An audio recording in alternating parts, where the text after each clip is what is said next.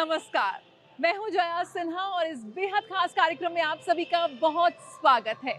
UNESCO की सूची में 42 विश्व धरोहर तथा 15 अमूर्त सांस्कृतिक धरोहरों के साथ भारत अपने स्मारकों को संरक्षित करने में असीम प्रयास कर रहा है और इन प्रयासों को वो साझा कर रहा है पूरे विश्व के साथ।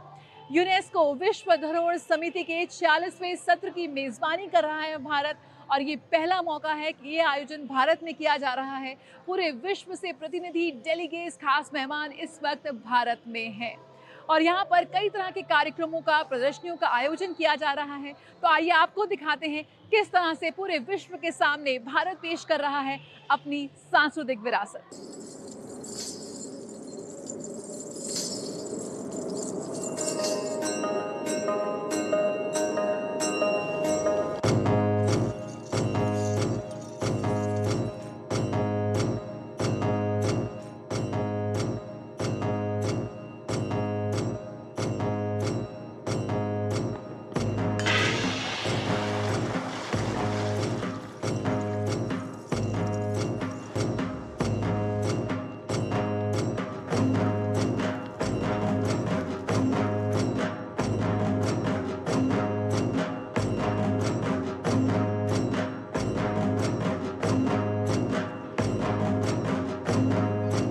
भारत का पूरे विश्व को यही आह्वान है, आइए हम सब जुड़े एक दूसरे की विरासत को आगे बढ़ाने के लिए।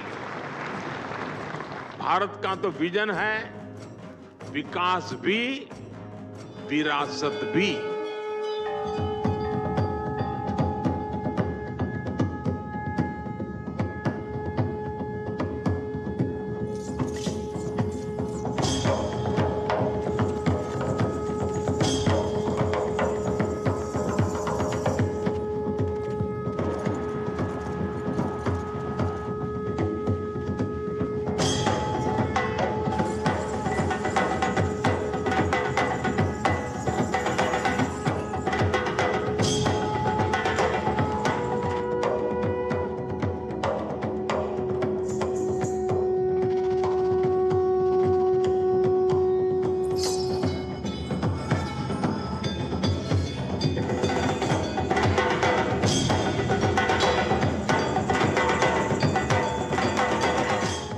भारत की सांस्कृतिक विरासत और गौरवशाली इतिहास का एक बेहद शानदार उदाहरण पेश करती ये प्रदर्शनी readdress return of treasures. UNESCO world heritage committee के 46वें सत्र में इस प्रदर्शनी का आयोजन किया गया है। उद्घाटन के मौके पर प्रधानमंत्री नरेंद्र मोदी ने इस प्रदर्शनी का अवलोकन किया। इस प्रदर्शनी में दुनिया के कोने कोने से लाई गई करीब 358 कलाकृतियों में से कुछ चुनिंदा यहाँ पर प्रदर्शित की गई हैं। साथ ही साथ उन प्रदर्शित कलाकृतियों के इतिहास को यहाँ पर बताया गया है, कहाँ-कहाँ से उन्हें लाया गया है, दुनिया के किस-किस कोने से।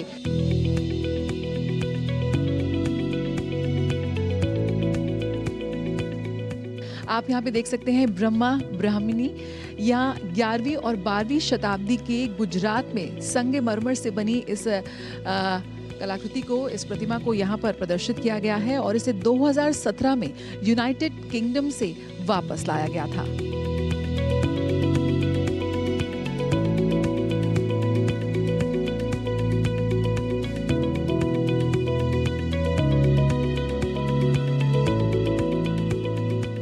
किस तरह से हमारी सांस्कृतिक विरासत को घर वापस लाने में अधिकारियों, संग्रहालयों, विभिन्न राष्ट्रों की ओर से एक सतत प्रयास किया गया और सबने मिलकर भारत की सांस्कृतिक विरासत को वापस लाए, उसी की सफल कहानी कहती है यहाँ मौजूद हर एक कलाकृति।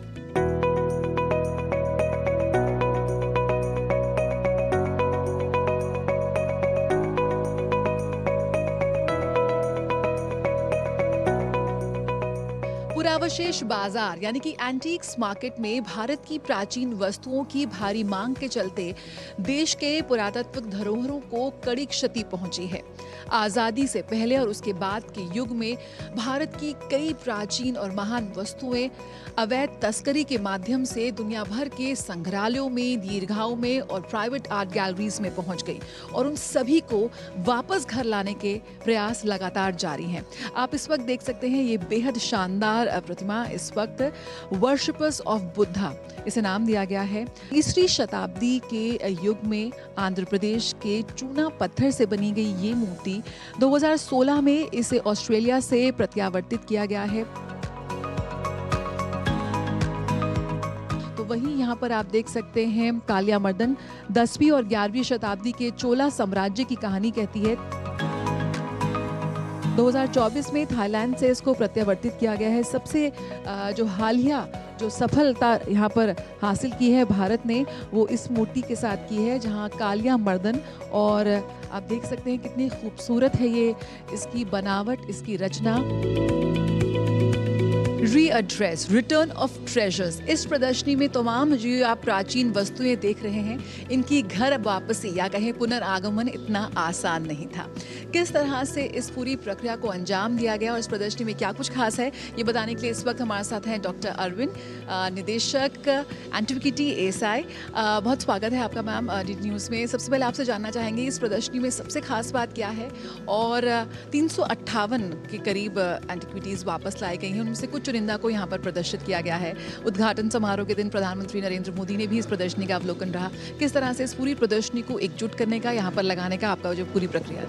अभी तक हम लोग 1976 से 1976 से 358 ऐसे पूरा अवशेष अपने घर वापस लेकर आए हैं और उन्हें अलग अलग म्यूज़ियम और उनके जो जगह है वहाँ पर हमने उनको रखा है।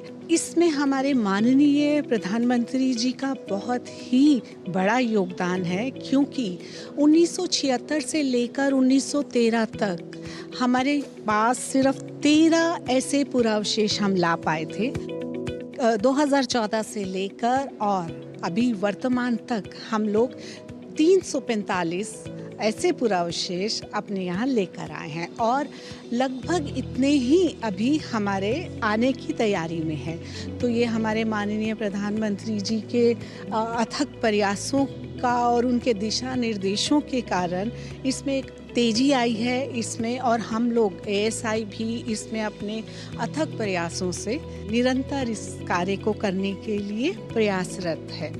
और यहाँ आसान नहीं है, काफ़ी जटिल प्रक्रिया होती है। विभिन्न दुनिया भर की जगहों पर हमारी जो प्राचीन वस्तुएं हैं वो मौजूद हैं। कई बार प्राइवेट आर्ट गैलरीज हैं, नेशनल म्यूजियम्स हैं, वहाँ पर ये मौजूद है। तो काफ़ी जटिल पूरा प्रक्रिया रहती है। हाँ, बहुत, बिल्कुल, क्योंकि सभी ऑब्जेक्ट अलग अलग समय में गए हैं। उस समय हम किसी लीगल उसमें उनको वापस लाने की स्थिति में ज़्यादातर समय नहीं रहते हैं, क्योंकि जब हमारा एक्ट जो 1972 एक्ट है, antiquity and art treasure act, उसके अकॉर्डिंगली अगर हम प्रयास करते हैं तो ये बहुत मुश्किल होता है, क्योंकि ज़्यादातर हमारे पुरावशेष उससे पहले बाहर गए हैं। उनका जो भी इल्लीगल ट्रांसपोर्टेशन हमारे देश से बाहर हुआ है और वहाँ की अलग अलग गैलरीज म्यूज़ियम में वो एग्जिबिट हैं, तो उनसे वो लाना एक बहुत ही मुश्किल कार्य होता है।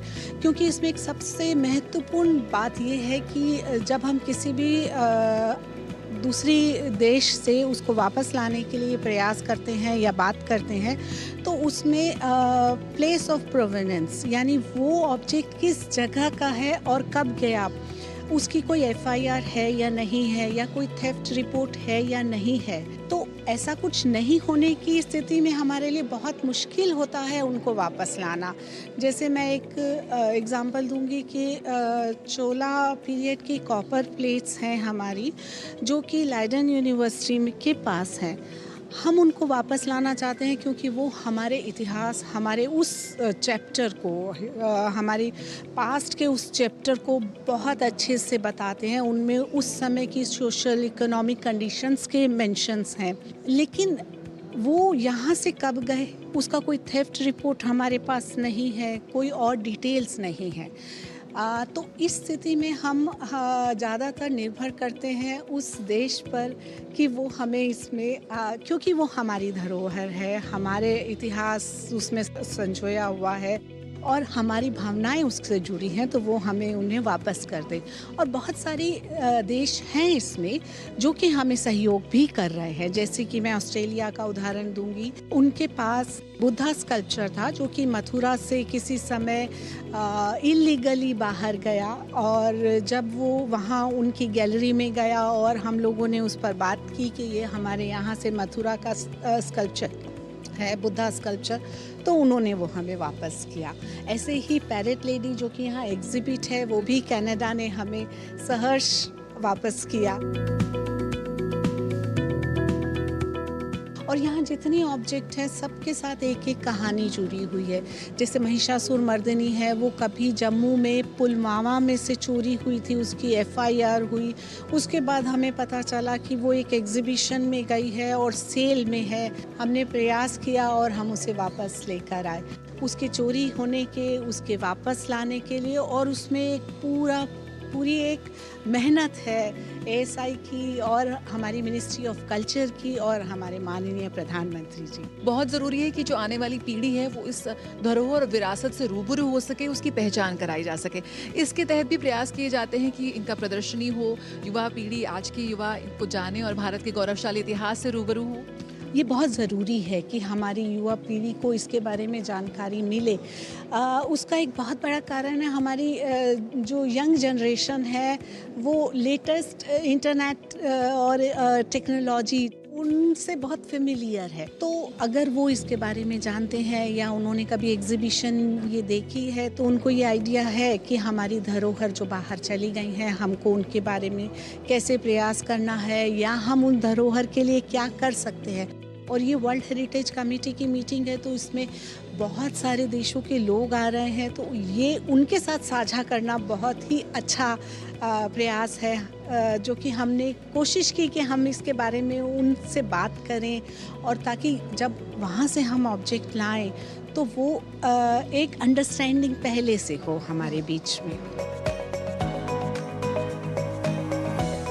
वस्तुओं को वापस घर लाने में, उनके लौटाने में रचनात्मक बातचीत में संलग्न होना एक बेहद कठिन कार्य था, जिसमें राष्ट्रीय और अंतर्राष्ट्रीय स्तर पर विभिन्न कानूनी, नैतिक, आर्थिक और सामाजिक सांस्कृतिक निकायों की भागीदारी बेहद अहम रही।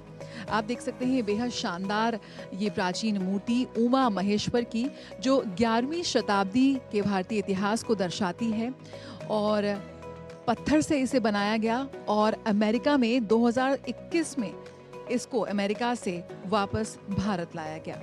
यानी कि भारत ने विधायी और अन्य माध्यमों से सांस्कृतिक वस्तुओं की अवैध तस्करी को रोकने और कम करने में अहम भूमिका यहाँ पर निभाई है, और लगातार ये प्रयास जारी है।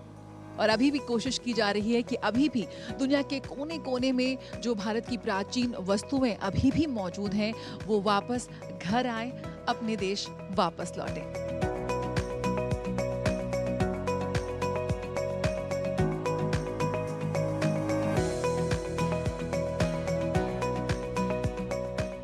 भारत कर रहा है विश्व धरोहर समिति के 46वें सत्र की मेजबानी।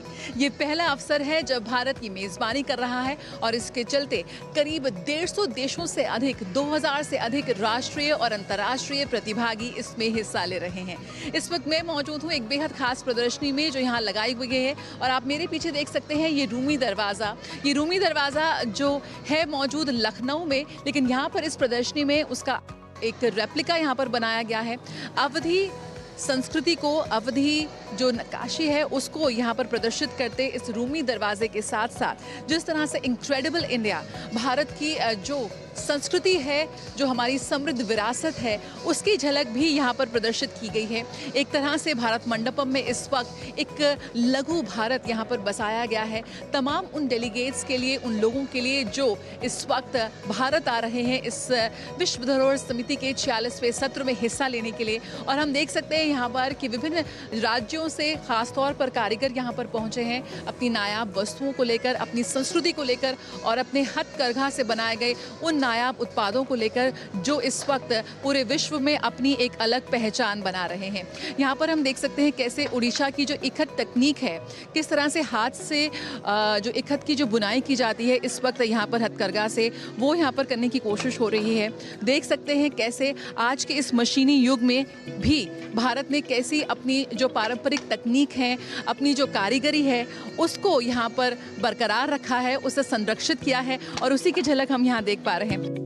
तो हमारा उड़ीसा में जो ज़्यादा फेमस है मेजर टेक्निक तो टाई एंड डाई है। टाई एंड डाई में बहुत सारा फाइन डिज़ाइन होता है। उड़ीसा में 31 डिस्ट्रिक्ट में वीविंग हो रहा है। उड़ीसा में वो लोग का पास जितना भी गरीब हो, उनका ट्रेडिशन सारे 10,000 20,000 वो फिर भी लेके वही ट्रेडिशन को चलाते हैं। किस तरह से आपको लग रहा है कि आज जो ये तकनीक है इन्हें एक बाजार मिल रहा है, एक आपको दर्शक या जो खरीदार हैं पसंद कर रहे हैं? हाँ मैडम, अभी ऑलरेडी एक साड़ी सेल हुआ था, 20,000 का एक साड़ी सेल हो गया। हमारा आउट ऑफ कंट्री का एक मैडम लेके गए थे, क्योंकि ये एक अलग ही टेक्निक है। उड़ीसा इंडिया, पूरा इंडिया में उड़ीसा एक सेपरेट। बिल्कुल, तो आज हमारे जो कारीगर हैं उन्हें जिस तरह से जो बाजार मिल रहा है वो हम यहाँ पर देख सकते हैं। उन्होंने 20,000 की एक जो ट्रेडिशनल पारंपरिक इखत बुनाई से बनी हुई उड़िया साड़ी है उसकी उन्होंने बिक्री कर दी है। इसी तरह से तमाम यहाँ पर हम देख सकते हैं विभिन्न जो राज्य हैं उनके स्टॉल्स यहाँ पर लगाए गए हैं। यहाँ पर हम देख सकते हैं दिल्ली, हरियाणा, हिमाचल प्रदेश, किस तरह से जो टूरिज्म, पर्यटन क्षेत्र को यहाँ पर बढ़ावा देने की कोशिश है सरकार की ओर से, और यही वजह है कि यहाँ पर अपने स्टॉल्स के साथ यहाँ पर वो आए हैं लोग। तमाम ये कोशिश कर रहे हैं कि किस तरह से यहाँ पर जो मौजूद तमाम डेलीगेट्स आ रहे हैं, दर्शक आ रहे हैं, एक तरह की झलक उन्हें मिल सके कि वो ज़रूर जो देश के विभिन्न राज्य हैं वहाँ पर पहुँचें और वहाँ पर क्या कुछ खास है, क्या कुछ स्पेशल है उनके लिए, तमाम जो टूरिस्ट यहाँ पर आए हुए हैं वो उसको पहचान सकें। द इनक्रेडिबल इंडिया और जो पर्यटन को एक बढ़ावा देने का प्रयास है उसकी एक झलक आप यहाँ देख सकते हैं।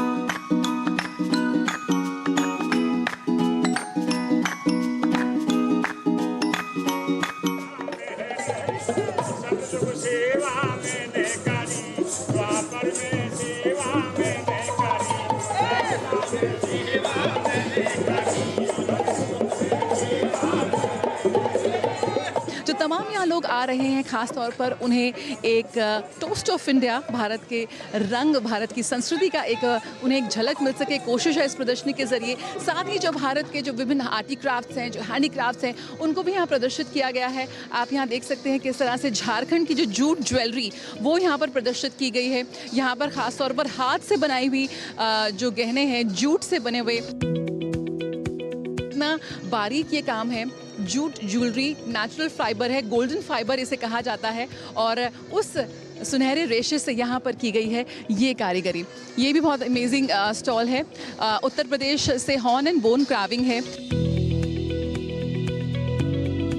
ये जो है, जो मरवू सींग होते हैं ना भैंस के, उनको लाया जाता है, फिर उसको फिनिश किया जाता है। उसको धोने के बाद में फिर अपने मटेरियल में डाल के फिर उसको अच्छे से फिनिश करके जब ये ऐसी आइटमें बनाई जाती हैं, और उसकी विदेशों में ज़्यादा डिमांड होती है। जब हमारे बुज़ुर्ग होते थे वो हॉर्न की कंघी बनाते थे, तो हॉर्न की कंघी बनाते बनाते फिर धीरे धीरे जैसे टेक्नोलॉजी बढ़ती रही उसके हिसाब से वो अलग अलग डिमांड बढ़ाते रहे। छोटी चीज़ें बनती थी, अब बड़ी बड़ी चीज़ें बनने लगी, टेबल बनने लगी, हर चीज़ में इन्वॉल्व होता है ज़्यादातर हॉर्न और बोन। जैसे कि आप देख रहे हैं इसके अंदर जो है हमारा कारीगर जो है काम कर रहा है, तो वो जो है सारी चीज़ें बना बना के इसके अंदर दिखाता है। चम्मच हो गए, आपका स्पून हो गया, बहुत सारी ऐसी आइटम हैं जो यूजेबल आइटम है ज़्यादातर, और ज़्यादातर फॉरनर्स ही जो है इसको डिमांड में लेते हैं। यहाँ पर भी इंडिया में भी लेते हैं जो लोग पसंद करते हैं।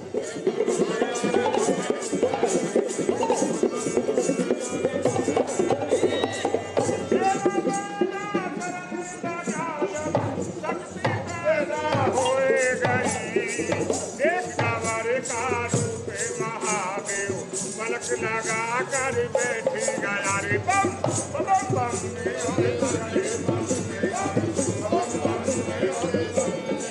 आप ये देख सकते हैं किस तरह से जो मेटल की कारीगरी, ढोकरा आर्ट बहुत फेमस है, सदियों से चली आ रही है।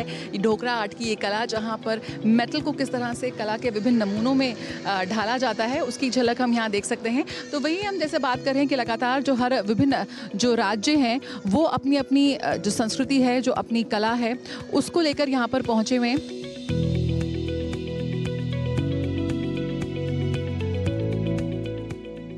मधुबनी पेंटिंग जो कि बहुत ही सदियों से चली आ रही है, काफ़ी लोकप्रिय है। यहाँ पर लाइव आप डेमो भी हुआ जा रहा है, कैसे यहाँ पर मधुबनी पेंटिंग की जा रही है। थोड़ा बताइए अपने इस आर्ट के बारे में। साथ ही यहाँ पर भारत मेज़बानी कर रहा है विश्व धरोहर समिति के 40वें सत्र की, जिसके तहत आप यहाँ पर आई हुई हैं, तो क्या अनुभव है आपका? इस तरह का तो मेरा मतलब इतने बड़े पैमाने पे ये मेरा पहला अनुभव है।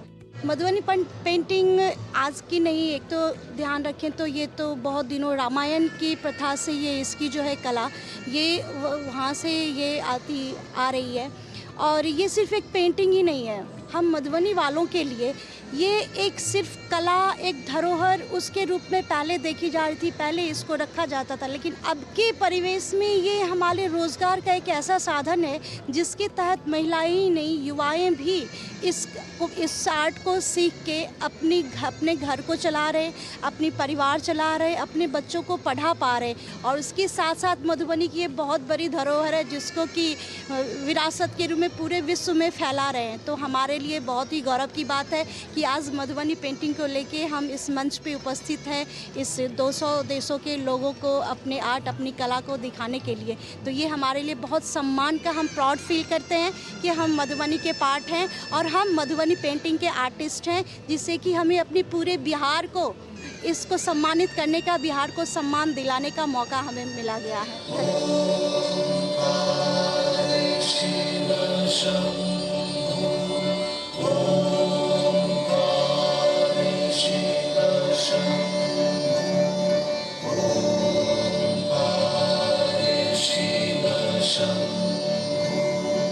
इनक्रेडिबल इंडिया, इस प्रदर्शनी का एक बेहद खास अंग है ये पेविलियन। आयुष मंत्रालय की ओर से ये पेविलियन लगाया गया है, जहां पर भारत की जो आयुर्वेद चिकित्सा पद्धति है उसे यहाँ प्रदर्शित करने का प्रयास किया गया है। जो हमारी पारंपरिक चिकित्सा पद्धति है, किस तरह से वो जन जन तक पहुंचे, ये कोशिश की जा रही है। हमारे साथ डॉक्टर लक्ष्मी हैं। डॉक्टर लक्ष्मी, क्या कुछ आपने प्रदर्शित करने की कोशिश की है इस पेविलियन में? हम यहाँ पे हमारे ट्रेडिशन को प्रदर्शित कर रहे हैं। हमारा आयुर्वेदिक, हमारा होम्योपैथी, जो भी हमारा मिनिस्ट्री ऑफ आयुष में जितने भी हमारे ट्रेडिशनल मेडिसिन है, उसके पीछे जो भी साइंस है, उस साइंस को दिखाने के लिए हम लोग यहाँ पे आए हैं। जो भी ट्रेडिशनल मेडिसिन है वो सारी एविडेंस बेस्ड है, वो उसका एक स्टैंडर्ड फॉर्मेट है, प्रोटोकॉल है, और हर प्रोटोकॉल के हिसाब से आज हम एविडेंस जनरेट कर रहे हैं। और उसी को दिखाने के लिए आज हमने कई सारी हर्ब्स जो कि एविडेंस बेस्ड प्रूव्ड हर्ब्स हैं हमारे ट्रेडिशनल सिस्टम में, वो सब यहाँ पर आपको दिखाई गई है। बिल्कुल, कोरोना के बाद जिस तरह से जो भारत की जो पारंपरिक पद्धतियां हैं, चिकित्सा पद्धति, उसको लेकर पूरे विश्व का खास आकर्षण बढ़ा है। और यहाँ पर जिस तरह से डॉक्टर लक्ष्मी बता रही हैं कि वो उन्होंने यहाँ पर प्रदर्शित की हैं, ये हमारे मसाले हैं जो हम तमाम जो भारतीय हैं दुनिया के जिस जिस कोने में मौजूद हैं, ये मसाले वो अपने घरों में इस्तेमाल करते हैं और वो यहाँ पर प्रदर्शित किए गए हैं।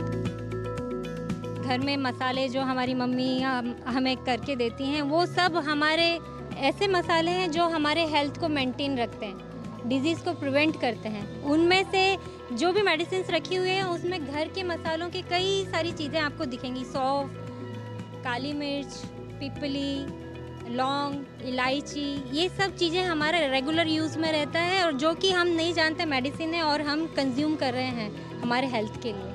किस तरह से आप देख रहे हैं कि यहाँ पर स्टॉल पे काफ़ी लोग आ रहे हैं, वो इस बारे में पूछ रहे हैं, कैसे आप उनको समझा रही हैं? और यहाँ पर आप देख सकते हैं कि यहाँ पर इनके जो प्लांट्स हैं, जहाँ से ये डिराइव की गई हैं तमाम स्पाइसेस, वो भी प्रदर्शित किए गए हैं।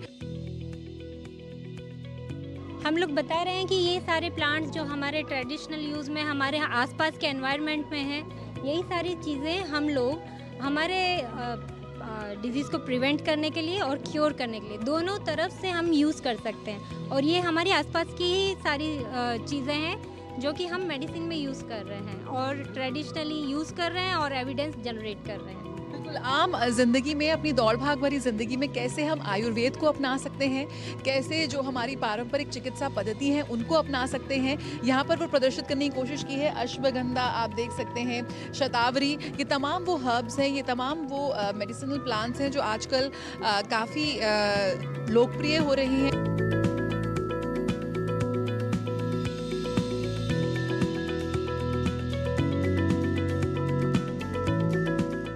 India, from what I see so far, is doing an excellent job in organizing the facilities, creating the good conditions for the long work of the committee, where we decide on how we promote but also safeguard our heritage. Here for the first time in India on the World Heritage Committee, and we are delighted. Belgium is a member of the committee now for the third year, and we think it's very important meeting. So we are very happy that we can have it here. It's the first time for many people of our delegation to visit India, and we were really amazed by the video we already saw and the speeches we heard, and we are also very impressed by the commitment of India, of the government of India, with this contribution of 1 million to the World Heritage Funds. And so it's very encourageable, and we think it's important. Heritage, World Heritage, the list, the UNESCO, it is a matter that convenes us all. It is a matter of all humanity, so we are really delighted that we can have this meeting in India. Bharat UNESCO world heritage conservation के लिए $1 million की सहायता राशि देगा।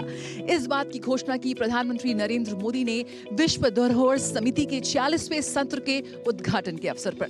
साथ ही प्रधानमंत्री ने पूरे विश्व से अनुरोध किया कि विकास भी विरासत के मंत्र पर आगे बढ़ते हुए आइए एक साथ मिलें और इस क्षेत्र को बढ़ाएं, रोजगार के नए अवसर प्रदान करें और आइए अपनी वैश्विक धरोहरों को संरक्षित करें।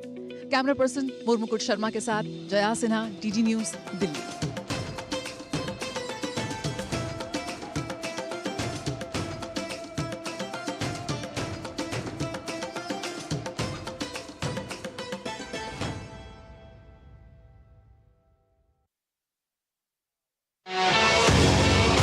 दुनिया भर की निगाहें टिकी हैं ओलंपिक पर।